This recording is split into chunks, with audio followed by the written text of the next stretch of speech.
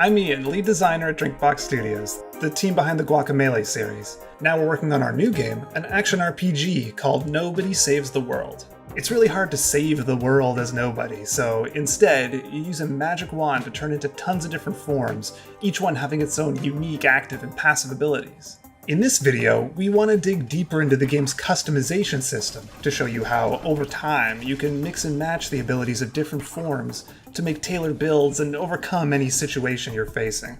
We'll pick up here with the monk form. The monk starts off powerful, he's got a ton of health, and he uses rapid strikes to stun enemies, along with a blast that knocks them away.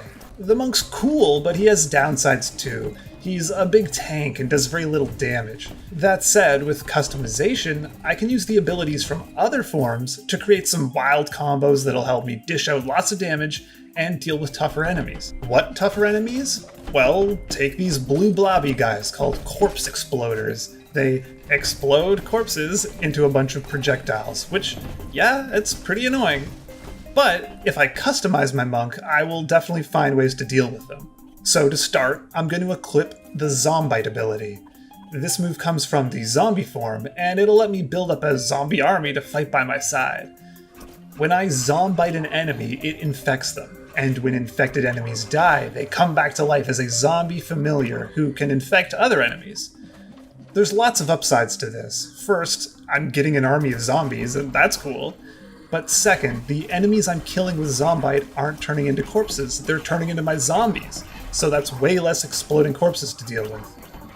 Now that I have this rad zombie army, I can make the most out of that with customization too. So let's tweak my build with a few more passive abilities.